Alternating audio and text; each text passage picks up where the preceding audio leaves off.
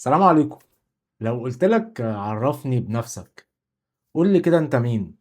وعايزك وأنت بتقول لي أنت مين، ما تقوليش أنت بتشتغل إيه، ما تقوليش حالتك الاجتماعية إيه، ما تقوليش معاك كام في البنك، ما تقوليش حاجة عن عيلتك، ده كمان قُل لي أنت مين من غير ما تقول لي اسمك الثلاثي. تفتكر إجابتك هتبقى عاملة إزاي؟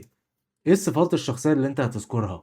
هتقول إيه؟ هتقول جدع، شجاع، طيب، ذكي، بلقوطة وهي طايرة، حظي حلو، هتقول إيه؟ إيه الصفات اللي أنت هتحب إن أنت تذكرها عن نفسك؟ كل الصفات اللي جات في دماغك دي كلها بتتكلم على الموضوع اللي أنا هاتكلم عنه النهارده. النهارده أنا هاكلمكم عن الشخصية وعن تعرف نفسك إزاي. من فترة في الشغل مديري كان بيتكلم معايا، لقيته بيقول لي على فكرة أنت دماغك ناشفة جدًا في الشغل وبتجادل كتير جدًا، وهنا أنا اتصدمت جدًا بجد.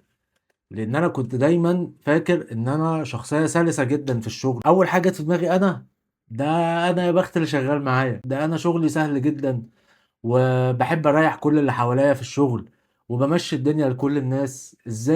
ازاي بتقول عليا ان انا دماغي ناشفه؟ لان انا عمري ما لاحظت قبل كده ان انا بعند او ان انا دماغي ناشفه او ان انا بجادل او ان انا بعترض. دايما في صورة ذهنية كده عني ان انا الدنيا لذيذة معايا ويا بخت اللي هيشتغل معايا. ده خلاني اسأل نفسي طب انا كده انا اقدر اعرف نفسي ازاي؟ لحد ما دورت كده ولقيت ان موضوع الشخصية ده بيندرج تحت 3 نقط. فهمك للثلاث نقط دول هم اكتر حاجات هتساعدك ان انت تفهم نفسك. اول نقطة هي انت بتبص على نفسك ازاي. كلنا ابطال الحدوتة بتاعتنا في دماغنا، يعني كلنا بنشوف نفسنا الشخصية الرئيسية في قصتنا، دي حاجة طبيعية، يعني مش هشوف حد غيري قصة رئيسية في قصتي. بس ده بيخلينا دايما نشوف نفسنا صح، ويخلينا دايما بندي مبررات لأي حاجة احنا بنعملها. يعني أي حاجة انت بتعملها انت مش بتبص على الحاجة اللي انت عملتها على قد ما انت بتبص على نيتك كانت ايه وانت بتعمل الحاجة دي. وعشان نبقى صراحة اكتر مع بعض، مفيش حد فينا بيعمل حاجة حتى لو الحاجة دي وحشة او مش كويسة وبيبقى من جواه حاطط في نيته ان هي مش كويسة او وحشة. بالعكس، ده انت ممكن تعمل كارثة وتأذي حد فعلا اذى شديد وتبقى من جواك واهم نفسك ان انت نيتك خير في حاجه زي دي. يعني مثلا تجار المخدرات، ممكن تلاقي تاجر مخدرات في نيته من جواه ان هو اللي بيعمله ده عادي، ده شغل، أنا ما بعملش حاجه حرام، ويبقى بيتعامل مع فلوسه دي ان هي فلوسه دي حلال. ممكن واحد مثلا مجرم، شخص مجرم بيسرق وحاطط في نيته ان هو السرقه اللي بيعملها دي خير للمجتمع، لان هو بياخد من الناس الغنيه الحراميه اللي بتسرق الغلابه وهم يستاهلوا يتسرقوا. فدايما الشخص لما بيجي يتكلم مع نفسه او بيجي يرسم صورة لنفسه او لشخصيته بيحط دايما النية بتاعته. نيته هي اللي بتحكم على الشخصية اللي مرسومة في دماغه. تاني نقطة هي نظرة الناس ليك. الناس بتشوفك ازاي؟ الموضوع مختلف تماما عن نظرتك لنفسك، لان نظرة الناس ليك دايما بتبص على الاكشنز اللي انت عملتها، بتبص على الحاجات اللي انت عملتها من غير ما تحط في اعتبارها نيتك كانت ايه. يعني انت ممكن تكون بتعمل حاجة، الحاجة دي ممكن تكون فعلا في نظر الناس حاجة مش كويسة، بس انت من جواك نيتك خير وفعلا الموضوع بيؤدي الى خير في الاخر. في ناس فعلا بتستفاد منه وبيعمل مصلحة عامة للناس. بس الناس مش هتشوف حاجة زي دي. الناس هتحكم عليك بالسلب او هتحكم عليك بالشر او هتبني صورة لشخصيتك بحاجة شريرة، يعني ان انت مثلا راجل مفتري مع ان انت ممكن تكون راجل حقاني. فالناس دايما هتدي لك رسمة عن شخصيتك من غير ما تبص على نيتك، هتبص بس على الحاجات اللي انت بتعملها. تالت نقطة هي الصورة المثالية اللي مرسومة لنفسك في دماغك. انت نفسك تبقى عامل ازاي؟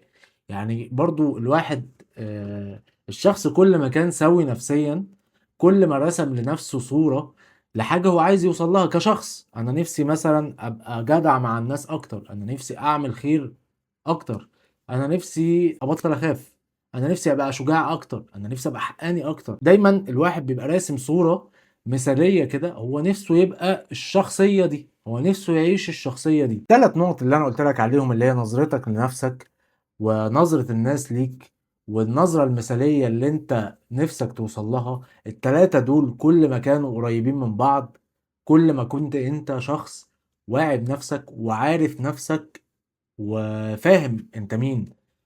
وعندك وعي بعيوبك ووعي بمميزاتك، وقادر تحدد انت كشخص انت عامل ازاي، شخصيتك عاملة ازاي، قادر تحدد انت بتحب ايه وبتكره ايه، بتعرف تعمل ايه ما بتعرفش تعمل ايه، ووعيك بنفسك هيبقى فعلا كتير. بس المشكلة الحقيقية اللي بتواجهنا كلنا هو ان انت بتبقى عايش شخص، والناس شايفينك شخص، وانت نفسك تبقى شخص تالت خالص. يعني التلات اتجاهات كل واحد فيهم رايح في حتة عكس التاني تماما، فبيوصلك في الاخر ان انت مش عارف نفسك، انت مش عارف انت مين. وبعدين نقطة مهمة جدا، ان الشخصيات اللي الناس بتبقى عايشاها بتتغير مع الوقت. انا مش بكلمك في ان الشخص بينضج او ان الشخص بيبقى وعيه اكتر، لا، الشخصية بتتغير 180 درجة. تلاقي شخص مثلا كان شخص طيب جدا وشخص جدع جدا، مجرد ان هو اتشهر تلاقيه اتغير 180 درجة، مجرد ان هو عمل فلوس تلاقيه اتغير 180 درجة، تلاقي ان هو الدنيا اتفتحت معاه في حاجة تلاقيه اتغير بقى شخص شرير جدا. وعلى فكرة، هو الشخص ده الفلوس ما غيرتوش، الشخص ده الشهرة ما غيرتوش، الشخص ده كل اللي هو كان عايش فيه ان هو كان مع تجربته في الحياة قدر يفهم ان مثلا شخصية الطيب الغلبان دي هي طريقه ان هو يسرفايف، ان هو ينجو من المشاكل اللي بتواجهه. فبقى عايش الشخصية دي. اول ما اتمكن واول ما مسك فلوس في ايده او اول ما اتشهر او اول ما بقى معاه سلطة، ابتدى يظهر شخصه الحقيقي، وابتدى يظهر هو فعلا كان شخص من جوه شرير ازاي، او شخص من جوه مؤذي ازاي. والفجوه بين الثلاث نقط دول حلها ان انت تكون شخص صادق مع نفسك على قد ما تقدر. كلنا فينا عيوب وكلنا عندنا شخصيات شريره جوانا. يعني حتى ربنا سبحانه وتعالى لما اتكلم عن النفس قال ونفس وما سواها فالهمها فجورها وتقواها. فانت كشخص انت عندك الاثنين، الفجور والتقوى، مين فيهم اللي هيسوق؟ ده حاجة انت اللي بتحددها بقراراتك.